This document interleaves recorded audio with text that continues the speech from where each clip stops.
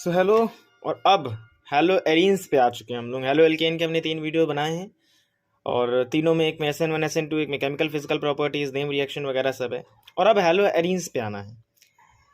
Alkanes के comparison में arenes थोड़ा सा टिपिकल लगता है बच्चों को, क्योंकि यहाँ से साइक्लिक स्ट्रक्चर्स आने लगते हैं।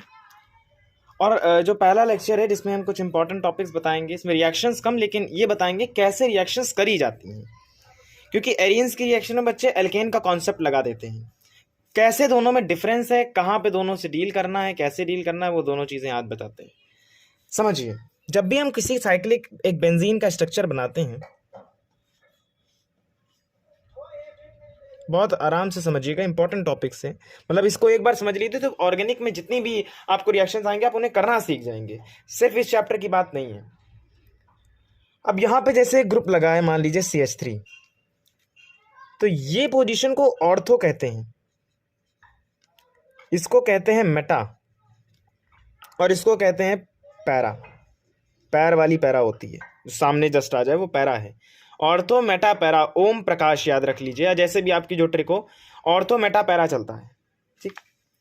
अब इसकी रिएक्शन जैसे अभी हम लोग पढ़ के आए थे, Cl2Hv से कराएं तो क्या होगा?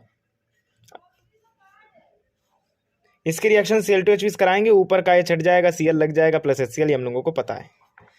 लेकिन सर अगर हमें इसके अंदर ही रिएक्शन करानी हो, बेंजीन के अंदर ही करानी हो, तब क्या करें?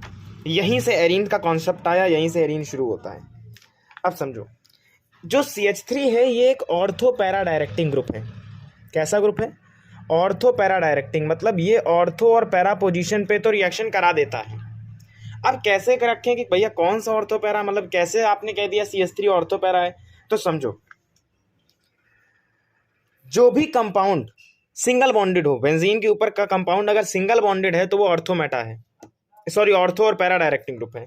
अगर वो सिंगल बॉन्डेड है तो ऑर्थो और पैरा डायरेक्टिंग है। अगर डबल बॉन्डेड है तो मेटा डायरेक्टिंग है।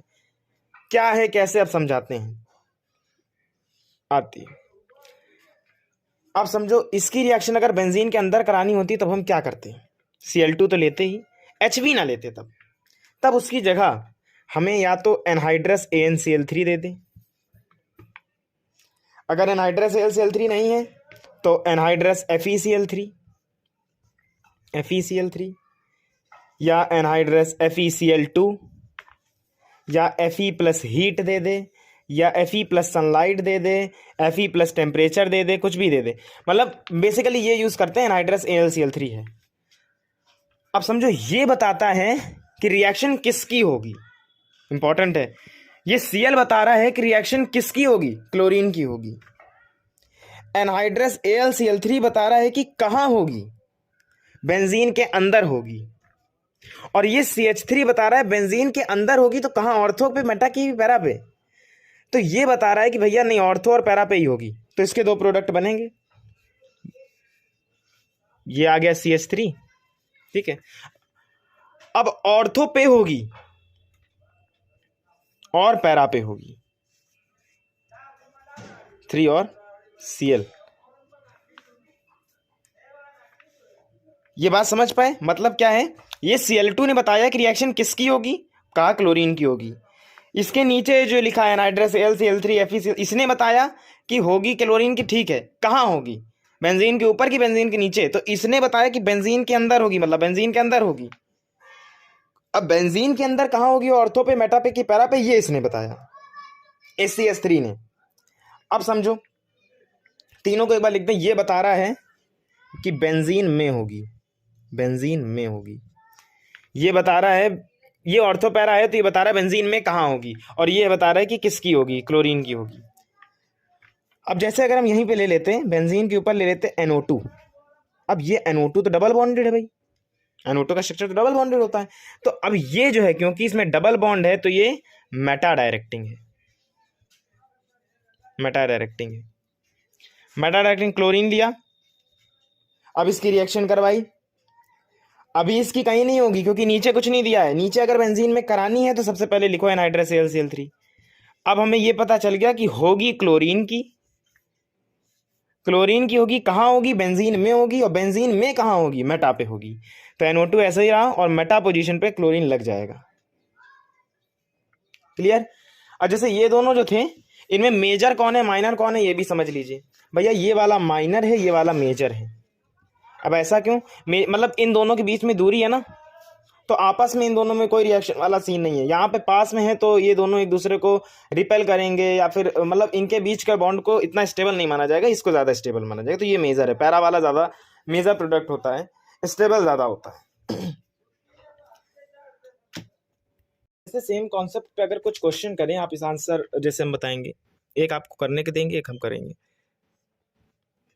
फॉर एग्जांपल ये है, ऊपर है CH2CH3। अब इसकी दो रिएक्शन हुई, एक हुई Cl2 in presence of sunlight और एक हुई Cl2 in presence of anhydrous AlCl3। दोनों के अलग अलग प्रोडक्ट हैं। भाई इस वाले का क्या है, ये वाला तो हम लोगों ने अभी एलियन, इसको एल्केन के कॉन्सेप्ट से करेंगे, मतलब कि ऊपर वाले का एक H चला जाएगा तो CH ऐसे बचा, CH3 यहाँ पे Cl लग गया। ये तो भाई सनलाइट के प्रेजेंस में हुई तब ये होगा। अब सनलाइट में नहीं हुई, अब क्लोरीन बता रहा है कि क्लोरीन की होगी, एनहाइड्रस AlCl3 बता रहा है कि बेंजीन में होगी, और बेंजीन में कहाँ होगी, ऑर्थो और मेटा पे होगी, क्योंकि ये सिंगल बॉन्डेड है। तो एक पहले तो ऐसे लिख दो CH2CH3, ठीक है। अब ऑर्थो और मेटा पे होगी, तो ऑर्थो पे मतलब कि यहाँ पे Cl लगेगा और CH2CH3 यहाँ पे Cl लगेगा, ठीक है। सेम जैसे नेक्स्ट क्वेश्चन है,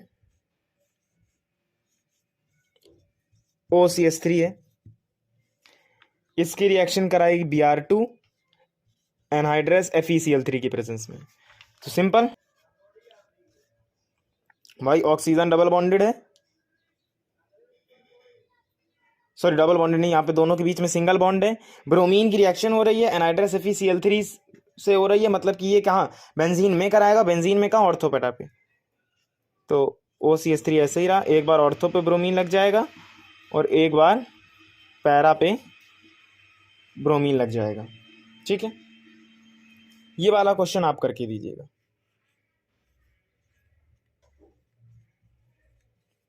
चलिए टफ क्वेश्चन है, हम ही कर देंगे। NO2 दिया हुआ है, अब आते हैं, अब इसका एक ही आंसर बनेगा। अच्छा, क्लोरीन और HB की प्रेजेंस में कैसे होगी आप बता दीजिएगा, और क्लोरीन ऑफ एनहाइड्रस AlCl3 में कैसे होगी वो हमसे समझिए। अब समझो, क्लोरीन बता रहा है कि क्लोरीन की रिएक्शन होगी, एनहाइड्रस AlCl3 क्या बता रहा है कि भैया बेंजीन में होगी। अब बेंजीन में कहाँ होगी, ये है मेन कॉन्सेप्ट। अब ये वाला कंपाउंड जो ऊपर है, ये कह रहा है बेंजीन में ऑर्थो पैरा पे होनी चाहिए, क्योंकि ये तो भैया ऑर्थो पैरा डायरेक्टिंग है, सिंगल बॉन्डेड है, नीचे NO2 लगा है। अब ये मेटा डायरेक्टिंग, ये कह रहा है मेटा पे होगी। अब इसके रिस्पेक्ट में मेटा क्या है, ये इसके रिस्पेक्ट में ये ऑर्थो होगा, ये मेटा होगा, तो इसके रिस्पेक्ट में ये मेटा है, और इसके रिस्पेक्ट में ऑर्थो पैरा क्या है, इसके रिस्पेक्ट में ये ऑर्थो है, ये पैरा है। तो दोनों में कॉमन क्या आ रहा है, ये, तो रिएक्शन यहां पे ही होगी। इसको रिवाइंड करके फिर से समझिएगा क्या कहा है, CH2CH3 NO2 और यहाँ पे Cl लगेगा। बता दें भाई, इसके रिस्पेक्ट में ये ऑर्थो, ये इसके रिस्पेक्ट में ये ऑर्थो, ये मेटा, ये पैरा, और इसके रिस्पेक्ट में ये ऑर्थो, ये मेटा, ये पैरा। तो इसके लिए मेटा पे होगी, मतलब यहाँ पे होगी, इसके लिए ऑर्थो पे या पैरा पे, पैरा पे पहले से ये कंपाउंड है तो बचा ऑर्थो, तो यहाँ होगी। तो दोनों में कॉमन आ रहा है यहीं, तो यहीं पे कराएंगे आंसर को, सिंपल, ठीक है। इसे समझिए, टॉल्यूइन का स्ट्रक्चर दिया हुआ है, एक में कहा गया क्लोरीन एनहाइड्रस AlCl3, मतलब ऑर्थो पैरा पे होगी, मतलब कि ये CH3 यहाँ Cl, CH3 यहाँ Cl। ये कह रहा है Cl2HB, मतलब ये तो एल्केन वाले कॉन्सेप्ट से चलेगा, CH2Cl। ये SOCl2, ये भी एल्केन का कॉन्सेप्ट है, SOCl2 मतलब CH2Cl। Fe heat and chlorine, ये भी एनहाइड्रस AlCl3 के जैसे ही काम करता है, वहां पे लिखवाया भी हुआ था और में, तो इसका भी आंसर वही होगा कि एक बार ऑर्थो पे और एक बार पैरा पे। अब हेरोएरीन्स में हमारा जो अब का पार्ट है बड़ा इंपॉर्टेंट है, जब हम डाइएजोटाइजेशन और उससे रिलेटेड कई सारी नेम रिएक्शंस पढ़ेंगे जो कि बहुत ज़्यादा पूछी जाती हैं, सैंडमेयर हो गई, गेटरमैन हो गई, बाल्सस्कीमैन हो गई, इन सब के बारे में। सबसे पहले तो समझिए डाइएजोटाइजेशन होता क्या है। डायरेक्ट नेम रिएक्शन पे भी आ सकता है, या ABCD वाले जो क्वेश्चंस होते हैं जिसमें कंप्लीट द रिएक्शन पूछी जाती है वो भी आ सकता है। क्या होता है, सबसे पहले हमें एनिलीन लेना है,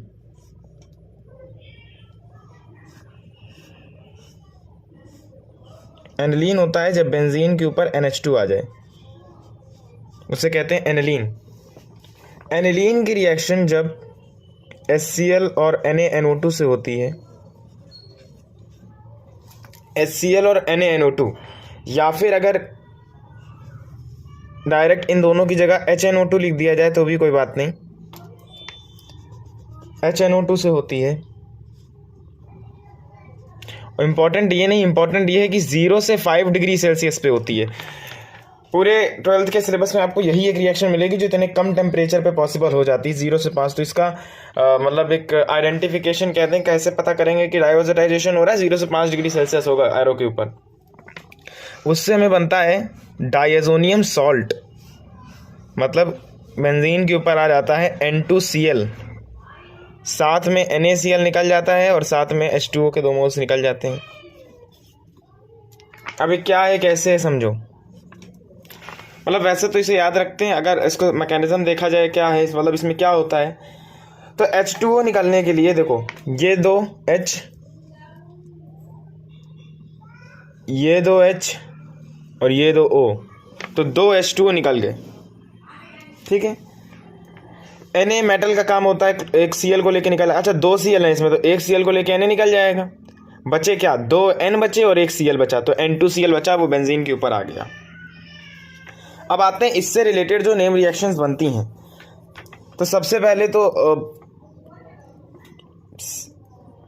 तो हमने अभी ये पढ़ा कि जैसे एनिलीन की जब HCl NaNO2 से 0 से 5 डिग्री सेल्सियस के बीच में रिएक्शन होती है तो बेंजीन डायज़ोनियम सॉल्ट बनता है। बेसिकली ये बेंजीन डायज़ोनियम क्लोराइड है यहाँ पे, क्योंकि हमने Cl लिया, वरना बेंजीन डायज़ोनियम सॉल्ट बनता है।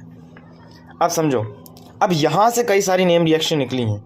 ये जो बेंजीन डायज़ोनियम क्लोराइड है, इससे काफ़ी सारी नेम रिएक्शन होती हैं। सबसे पहले अगर इस बेंजीन डायज़ोनियम क्लोराइड की reaction HCl in presence of Cu2Cl2 ले लें, या CuCl ले लें, सिर्फ Cu2Cl2 भी ले सकते हैं, CuCl की प्रेजेंस में ले लिया तो क्लोरोबेंजीन बनेगा। मतलब देखो, CuCl के प्रेजेंस में लिया था तो ऊपर Cl आ गया, N2 निकल जाएगा, ठीक। सेम अगर HCl लिया था तो Cl लग गया, HBr लेते तो Br लग जाता, ठीक है। ये जो रिएक्शन हुई है इसे कहते हैं सैंडमेयर रिएक्शन।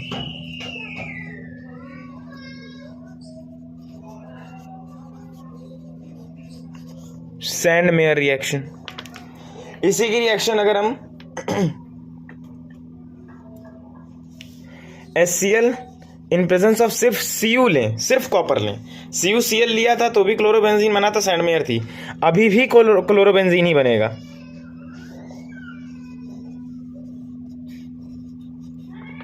लेकिन अब की बार इस रिएक्शन को कहेंगे कि गैटरमैन रिएक्शन है। नेम रिएक्शन पे आता है सैंडमेयर लिख के दिखाओ, गैटरमैन लिख के दिखाओ, तो तुम क्या करोगे, पहले N2Cl बेंजीन डायज़ोनियम क्लोराइड से HCl in presence of CuCl लोगे। मेन ये है जो इसमें तुम लगा रहे हो, अगर सिर्फ कॉपर लिया है तो फिर ये तब भी वही प्रोडक्ट बनाएगा, लेकिन तब उसे गैटरमैन रिएक्शन कहते हैं। अच्छा, इसके बाद होता है कि इसी में अगर हम HbF4 की रिएक्शन करा दें, HbF4 की, तब क्या बनेगा, तब इसके ऊपर फ्लोरीन आ जाएगा, fluorobenzene plus N2 plus BF3। ये रिएक्शन जो है इसे कहते हैं बेल्स-स्किमन रिएक्शन। बेल्स-स्किमन होती है, ये भी इम्पोर्टेंट है। यहाँ पे बहुत सारी नेम रिएक्शन है एरीन्स में, इसमें जो आती हैं इनको ध्यान से याद रखना है। तो ये हो गया सैंडमेयर, ये गैटरमैन और ये बेल्स-स्किमन। अपने हाथ से एक बार बना के देखिएगा जैसे मैंने बनाया हुआ है, और अच्छे से क्लियर होगा। इसके बाद अगली देखें, अगर हम इसको HCN से रिएक्शन करा दें, HCN in presence of CuCN, तो क्या हो जाएगा, ऊपर Cn लग जाएगा, सिंपल, ऊपर Cn प्लस N2, ठीक। अच्छा, इसकी रिएक्शन अगर Ki से करा दें, Ki से करा दें तो ऊपर I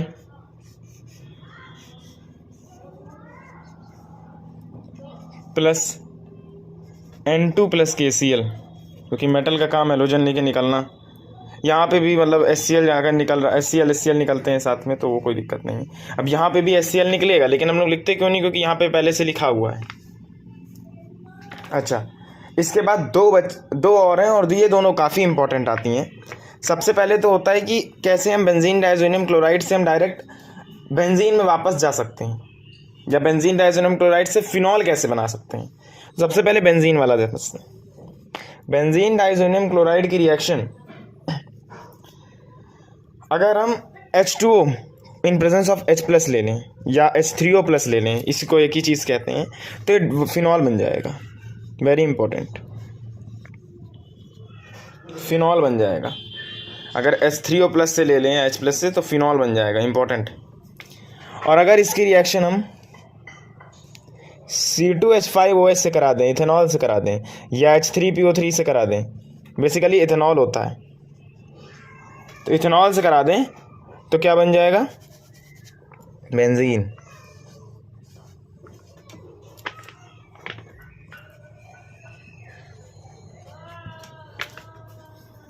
इसको अपने हाथ से भी खुद से बना के देखिएगा, बड़ा इंपॉर्टेंट चार्ट है कि कैसे हम एनिलीन से बेंजीन डाइज़ोनियम सॉल्ट में जाते हैं, उससे फिर हम क्लोरोबेंजीन बनाएंगे, तो गेटरमैन है जब HClCu की प्रेजेंस होगी।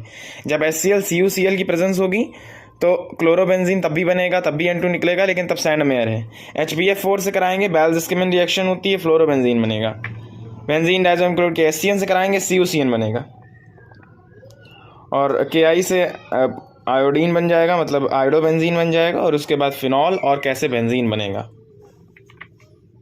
अब जैसे CN वाले का पार्ट से 3 और पार्ट निकलते हैं जब हम साइनाइड से करते हैं। अब इस साइनाइड वाले पार्ट से 3 पार्ट कैसे निकले हैं समझना। अगर इस साइनाइड की कंप्लीट हाइड्रोलिसिस करा दिया जाए, मतलब कि अगर इसको हम इस CN को H3O+ से रिएक्ट करा दें, कंप्लीट हाइड्रोलिसिस कर दें, कंप्लीट लिखने की ज़रूरत नहीं है, जब पार्शियल होती तब जरूर लिखने की ज़रूरत है, तो डायरेक्ट बेंजोइक एसिड बन जाएगी, बेंजोइक एसिड बन जाएगी। कन्वर्जन्स में चार्ट बहुत काम आएगा, जब आपको जैसे बेंजोइक एसिड बनानी है, आयोडोबेंजीन बनाना है, वो कह देगा एनिलीन से बेंजोइक एसिड बनाओ, तो एनिलीन से तुम एक स्टेप में बेंजीन डाइज़ोनियम क्लोराइड बनाओगे, उससे साइनाइड में, और उससे बेंजोइक एसिड बना दोगे। ये तो हो गया जब कंप्लीट हाइड्रोलिसिस होगी। अगर पार्शियल करा रहे हैं, पार्शियल हाइड्रोलिसिस, तब क्या होगा, जहां पे CN जुड़ा था वहां हो जाएगा C++ONH2, बेंजामाइड बन जाएगा, बेंजामाइड कहेंगे इसे। और बेंजिलअमीन भी बनता है, CH2NH2 भी बनता है, जब इसकी रेडपी प्लस LiOLS के साथ, LiAlH4 के साथ कराएंगे, तो बेंजिलअमाइन बनेगा CH2NH2। अब कब बेंजिल लगाते हैं, कब बेंजल लगाते हैं, कब बेंजो लगाते हैं, हम बता चुके हैं। एक हल्की सी इसमें रीजनिंग का पार्ट आता है कि why alkyl amines react with nitrous, मतलब कि कह रहा है कि जब ये एराइल अमीन था, एनिलीन एक एराइल अमीन है, जब इसकी NaNO2 से कराई तो बेंजीन डाइज़ोनियम क्लोराइड बन गया। अगर हम कोई एल्काइल अमीन लेते हैं, मतलब अगर हम लेते हैं C2H5NH2 और इसकी रिएक्शन कराते हैं NaNO2 HCl से, तो ये रिएक्शन, तो हमें मिलता क्या है, 0 से 5 डिग्री सेल्सियस, सेम वैसे ही करते, तब हमें C2H5OH मिल जाता है, मतलब तब ये अल्कोहल में बदल जाता है। तो एल्काइल वाला अल्कोहल में बदल रहा है, लेकिन ये वाला बेंजीन डाइज़ोनियम क्लोराइड बना रहा था, तो एल्काइल वाला क्यों बेंजीन डाइज़ोनियम क्लोराइड नहीं बना पाता है? रीजन है the diazonium salt is unstable at low temperature and form alcohol, क्योंकि यहाँ पे जो डाइज़ोनियम सॉल्ट बना है, यहाँ पे जो बनेगा वो लो टेम्परेचर पे होता है, अनस्टेबल होता है, इसलिए वो अल्कोहल बना देता है। यहाँ पे ये रिएक्शन होती है, फिर इनसे ये सारी रिएक्शंस निकलती हैं। इंपॉर्टेंट चार्ट है। अब आते हैं इनकी कुछ रिएक्शंस पे, इनकी केमिकल प्रॉपर्टीज पे। सबसे पहले तो एक रैस्टिक प्रोसेस समझिए। रैस्टिक प्रोसेस ये क्या है, इसे इंडस्ट्रियल प्रिपरेशन ऑफ क्लोरोबेंजीन भी कहते हैं, कि क्लोरोबेंजीन इंडस्ट्रीज में कैसे प्रिपेयर होता है, इंडस्ट्रियल प्रिपरेशन ऑफ क्लोरोबेंजीन। समझिए, हमने बेंजीन लिया, खासा इंपॉर्टेंट नहीं है लेकिन फिर भी बेंजीन है। अब बेंजीन में अंडरस्टूड होता है कि यहाँ H होगा, सारे जितने भी कॉर्नर्स में H होगा, ठीक है, हाफ O2 से रिएक्शन कराए। हाफ O2 का मतलब समझते हैं कि एक O लिया है भाई, O का मॉलिक्यूल हमेशा डायटोमिक होता है तो O2 में एग्जिस्ट करता है। हमने हाफ O लेके क्या किया कि आधा O लिया, मतलब सिर्फ एक O लिया है, दो O नहीं लिए, प्लस इसकी HCl से रिएक्शन कराई। क्या बन जाएगा? क्लोरोबेंजीन। क्योंकि होगा क्या, ये H, ये एक O और ये दूसरा H निकल गया, H2O निकल गया, क्लोरोबेंजीन ऊपर आ गया, H2 निकल गया। इसे कहते हैं Raschig process. This is the industrial preparation of chlorobenzene. Industries में क्लोरोबेंजीन ऐसे ही बनाया जाता है। अब आते हैं केमिकल प्रॉपर्टीज पे। सबसे पहली बात तो है कि कैसे हम करते हैं chlorination, very important. Electrophilic substitution reactions पढ़ेंगे। सबसे पहले आता है क्लोरीनेशन, उसकी ट्रिक समझिए। क्लोरीनेशन वही H हटा के H रिमूव करो और उसकी जगह Cl ऐड करो, जैसे अभी हम हेलो एल्केन में कर रहे थे। लेकिन अब यहां पर तो सब बेंजीन का काम है, तो Cl2 in presence of Hb नहीं होगा, एनहाइड्रस AlCl3 होगा। अब ये कैसे समझना है, अभी हमने पहले वीडियो में बताया था, फिर से समझो। अगर हम दो एग्जांपल लेते हैं, एक बेंजीन का लेते हैं डायरेक्ट, सिर्फ बेंजीन है, रिएक्शन हुई Cl2 in presence of anhydrous AlCl3, क्या होगा भाई? यहां पे H है, अंडरस्टूड है, यहां पे क्लोरीन लग गया H की जगह, ठीक है। तो क्लोरोबेंजीन बन गया, सिंपल क्लोरोबेंजीन बन गया। साथ में HCl भी निकलेगा, क्योंकि दो Cl थे तो एक ये जो H था इसकी जगह पे एक Cl आ गया, दूसरा ClH को लेके निकल जाएगा। या फिर अगर यहाँ पे पहले से क्लोरोबेंजीन होता तब क्या करते? Cl2 एनहाइड्रस AlCl3, तब क्या करते? तो भैया होगी रिएक्शन Cl की, कहाँ होगी? बेंजीन में होगी। बेंजीन में कहाँ होगी? क्लोरीन बता रहा है सिंगल बॉन्डेड है, तो कहाँ होगी? ऑर्थो पैरा पे। तो एक बार ऑर्थो पे होगी, अच्छा यहाँ Cl ऐसे ही रहेगा, और एक बार पैरा पे होगी प्लस HCl। आते हैं नाइट्रेशन पे। नाइट्रेशन कैसे होता है? नाइट्रेशन में क्या होता है? बेंजीन से H हटाना है, H रिमूव करना है, और उसकी जगह NO2 ऐड करना है प्लस H2O, वो तो ठीक है। NO2 ऐड करना है। अब क्या करेंगे? रिएक्शन में लेते हैं कंसंट्रेटेड HNO3 और concentrated H2SO4, very important, nitration आता रहता है। तो करेंगे क्या? जैसे हमने क्लोरोबेंजीन लिया, मान लीजिए क्लोरोबेंजीन लिया, इसकी रिएक्शन कराई कंसंट्रेटेड H2SO4 और कंसंट्रेटेड HNO3, होगा क्या? अब ये बता रहा है रिएक्शन होगी कहाँ पे भैया? बेंजीन में होगी। क्या जुड़ेगा? NO2 जुड़ेगा, नाइट्रेशन करा रहे हैं। कहाँ जुड़ेगा? अब क्लोरीन है, ऑर्थो पैरा पे जुड़ेगा, सिंपल। तो क्लोरीन ऐसे ही रहेगा, एक बार ऑर्थो पे जोड़ दो NO2 को, एक बार पैरा पे जोड़ दो प्लस H2, सिंपल। अगर बेंजीन होता तो कोई दिक्कत ही नहीं थी, तब तो कहीं भी नाइट्रोजन जोड़ NO2 जोड़ देते। इसके बाद आता है सेम ऐसे ही सल्फोनेशन होता है। सल्फोनेशन में एरो के ऊपर सिर्फ H2SO4 लेते हैं, क्योंकि हमें सल्फर जोड़ना है। फॉर एग्जांपल हमने क्या किया? क्लोरोबेंजीन लिया, इसमें क्या होता है? H रिमूव करना है, इसमें भी H रिमूव करना है, और SO3H जोड़ते हैं। SO3H को ऐड करना है H2O लेके, और ऊपर रखना क्या है? कंसंट्रेटेड H2SO4 सिर्फ रखना है। होगा क्या? इसमें हमने कंसंट्रेटेड H2SO4 रखा, SO4, तो क्लोरीन ऐसे ही रहा, एक बार ऑर्थो पे SO3H लग गया, और एक बार पैरा पे SO3H लग गया, सिंपल। इसके बाद दो इंपॉर्टेंट हैं रिएक्शंस, नाइट्रेशन, सल्फोनेशन, क्लोरीनेशन। तो चलिए ठीक है, अपने आप में इंपॉर्टेंट, लेकिन आने वाली दो रिएक्शन ज्यादा इंपॉर्टेंट है इनके कंपैरिजन में, फ्रीडल क्राफ्ट एल्काइलेशन और Friedel Crafts acylation. Chemical properties में ही एक आता है जब क्लोरोफॉर्म रिएक्ट विद एयर, बड़ा इंपॉर्टेंट है। इस साल इससे रीजनिंग का सवाल आया था। क्लोरोफॉर्म रिएक्ट विद एयर होता क्या है? जैसे क्लोरोफॉर्म होता है CHCl3, कोई भी क्लोरोफॉर्म आइडोफॉर्म इनका यही होता है, मतलब जो हेलोजन है वो तीन होते हैं CH के साथ। जैसे आइडोफॉर्म होता है तो CHI3। आइडोफॉर्म टेस्ट का हम सेपरेट वीडियो बनाएंगे, इसी चैप्टर में इंक्लूडेड आइडोफॉर्म टेस्ट, बड़ा इंपॉर्टेंट टॉपिक है। इसकी हाफ O2 से, जैसे इसकी ऑक्सीजन मिलती है, हाफ O2 से रिएक्शन होती है इन प्रेजेंस ऑफ सनलाइट, COCl2 बनता है, इसे कहते हैं फॉस्जीन गैस। फॉस्जीन गैस बड़ा इंपॉर्टेंट है, और प्लस HCl। अब होता क्या है, एक रीजनिंग का क्वेश्चन आता है कि why chloroform is kept in air tight container. Chloroform को हम लोग एयर टाइट कंटेनर में क्यों रखते हैं, और रखते हैं तो उसमें फिर इथाइल अल्कोहल क्यों मिक्स करते हैं, अल्कोहल क्यों मिक्स करते हैं, समझो।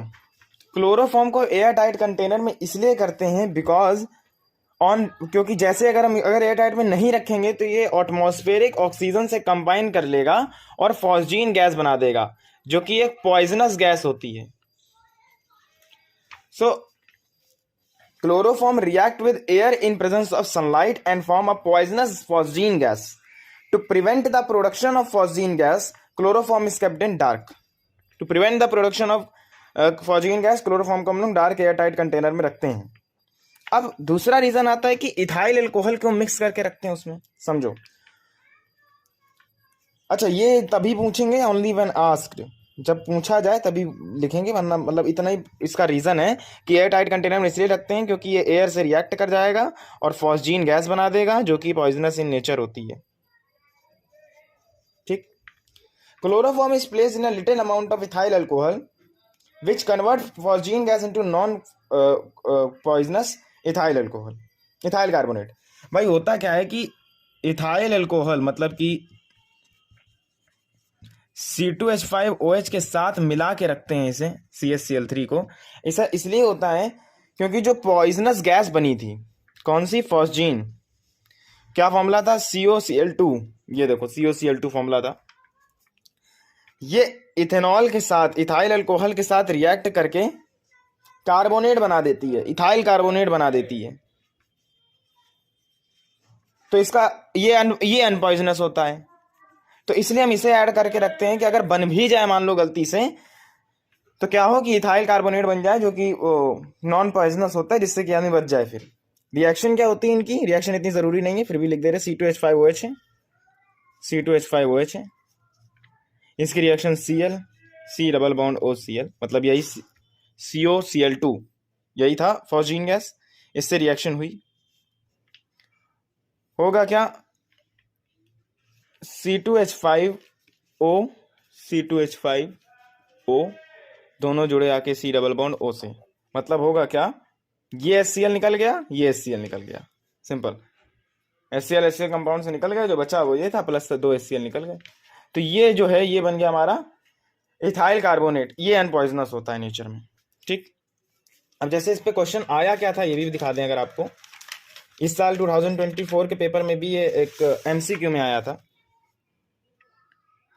देखिए फोर्थ क्वेश्चन, थर्ड जो है, the addition of small amount of ethanol to chloroform prevent the formation of dash and convert into harmless compound dash. कह रहा है कि एडिशन करने पे इथेनॉल का जब एडिशन करते हैं क्लोरोफॉर्म में, तो हमें किसकी प्रिवेंशन, मतलब किसका फॉर्मेशन प्रिवेंट होता है, कौन फॉर्म हो रहा था जो प्रिवेंट होता है, phosgene gas.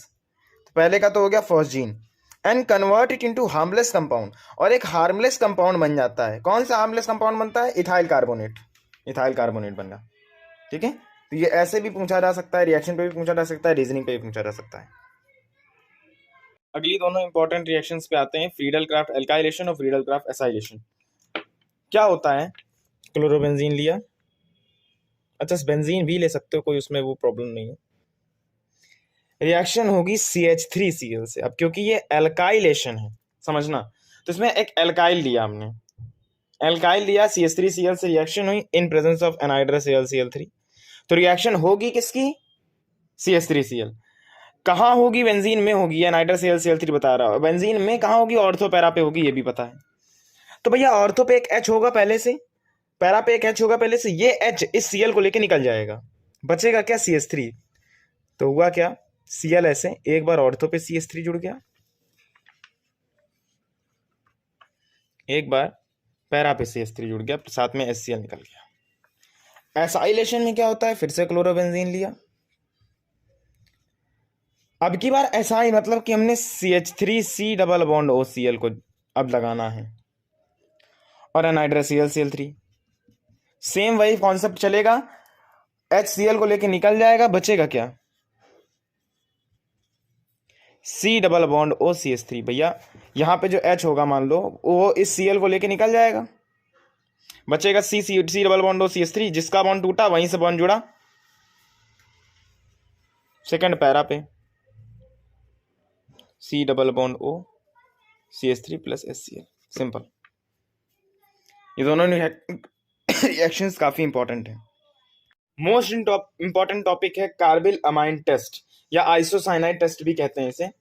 Important name reaction के तौर पे भी आ सकता है और वैसे भी आ सकता है, बहुत इंपॉर्टेंट टॉपिक है। होता क्या है, इसमें एक अमीन लेते हैं RNH2, भी हम अमाइन चैप्टर में भी इसे पढ़ेंगे। RNH2 लिया, इसकी रिएक्शन CHCl3 मतलब क्लोरोफॉर्म से हुई, 3 Cl थे तो 3 NaOH ले लिए। कारण आप समझ ही रहे होंगे कि भैया मेटल का काम हेलोजन लेके निकलना है, तो 3 Cl को 3 Na लेके निकल जाएंगे रिएक्शन से। होगा क्या, आप समझो ध्यान से, 3 Na 3 Cl को लेके निकल जाएंगे, ठीक है, यस पता था मैं। ये H2, ये एक H और ये H2, ये सब निकल गए भाई। H 3 H ये हो गए, ये अपने आप में 3 था तो 3 H2 निकल गए। पहली बात तो 3 NaCl निकले, 3 H2O निकले। अब बचा क्या, R N और C, R N और C।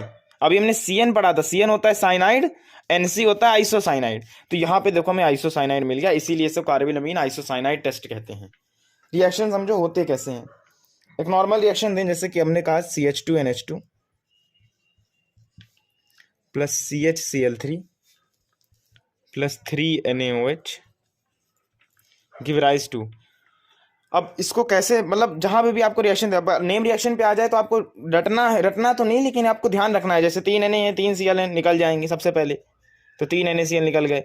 अब सर ने क्या बताया था, H2O भी निकलता है, क्योंकि NC बनाना है हमें ये पता है कार्बिल अमीन टेस्ट है, NC बनाना पड़ेगा, ठीक है।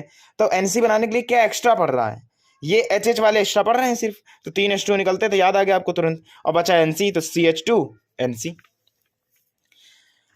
ट्रिक जैसे याद रखो, तो जहां NH2 है वहां NC हो जाएगा, NaCl और H2O निकल जाएंगे।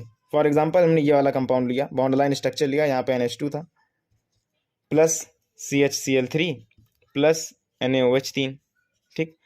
अब हमने ट्रिक क्या बताई, जहां NH2 है वहां Cl NC लगा देना, NC लग गया, प्लस क्या निकलता है, 3 NaCl निकलता है, 3 H2O निकलता है, सिंपल। 2023 के पेपर में एक क्वेश्चन आया था कि chlorobenzene is treated with ammonia in presence of Cu2O at 475 kelvin and 60 ATM। अब इसको क्वेश्चन को मतलब ये एक लास्ट क्वेश्चन होगा इस चैप्टर का, और बड़ा अच्छे सवालों में आता है। कुछ बहुत चीजें बची हैं, जैसे प्रिपरेशन ऑफ DDT वगैरह, जो कि इतनी इंपॉर्टेंट नहीं है, और आइडोफॉर्म टेस्ट जो है उसके लिए हम सेपरेट वीडियो बनाएंगे। क्लोरोबेंजीन ट्रीटेड विद अमोनिया, तो जैसा जैसे वो कह रहा है वैसे वैसे पहले करते हैं। क्लोरोबेंजीन लिया, क्लोरोबेंजीन ट्रीट कर रहे हैं अमोनिया से इन प्रेजेंस ऑफ Cu2O, तो Cu2O भी रखा हुआ है हमारे पास, Cu2O भी रखा हुआ है, प्लस अमोनिया। अमोनिया को हम लोग HNH2 लिख सकते हैं, भैया अमोनिया होता है NH3, तो उसको HNH2 लिख सकते हैं। 2 मोल लेने हैं क्योंकि 2 Cl हैं। अब भाई ये थोड़ा अपने कॉमन सेंस से समझिए, अभी तक हम लोगों ने बड़ा मेटल का काम हेलोजन लेके निकलना, कॉपर 2 है, क्लोरीन एक ही है, 2 क्लोरीन लेने पड़ेंगे। तो दूसरा भी हमने कंपाउंड लिया क्लोरोबेंजीन का, ठीक है, और यहाँ पे भी HNH2 लिया। अब होगा क्या, अब तुम्हें अपने आप से रिएक्शन आती होगी। अच्छा, दिएगा 475 केल्विन है और 60 ATM है। अब समझो मेटल का काम हेलोजन लेके निकलना, तो ये Cl को लेके निकल जाएगा, ठीक। ये O दिख रहा है, 2 H दिख रहे हैं, बस H2 निकल गया, सिंपल। क्या बचा, तो बेंजीन के ऊपर यहाँ क्लोरीन था, उसकी जगह NH2 आ जाएगा, NH2 आ गया, 2 मोल होंगे, प्लस Cu2Cl2 निकल गया, प्लस H2O निकल गया। कितना सिंपल था। सिंगल लाइन में लिखेंगे तो ऐसे आ जाएगा, 2 मोल हमने लिए क्लोरोबेंजीन के, उसकी रिएक्शन Cu2O से कराई, उसकी रिएक्शन NH3 से कराई, हमारा क्या बन गया, जहाँ पे क्लोरीन था उसकी जगह अमीन बन गया, प्लस Cu2Cl2 बन गया, प्लस H2O निकल गया, सिंपल। इसके बाद आइडोफॉर्म टेस्ट आएगा, उसकी हम अलग से वीडियो बनाएंगे। आपका हेलो एरिन्स जो है वो पूरा खत्म हो गया। इस पर जो कई क्वेश्चंस हैं इस चैप्टर के और थोड़ी बहुत जो चीज़ें हैं जो कि खासा इंपॉर्टेंट नहीं है उनके बारे में भी बता देंगे नेक्स्ट वीडियो में ही। तब तक के लिए stay tune. God bless all of you.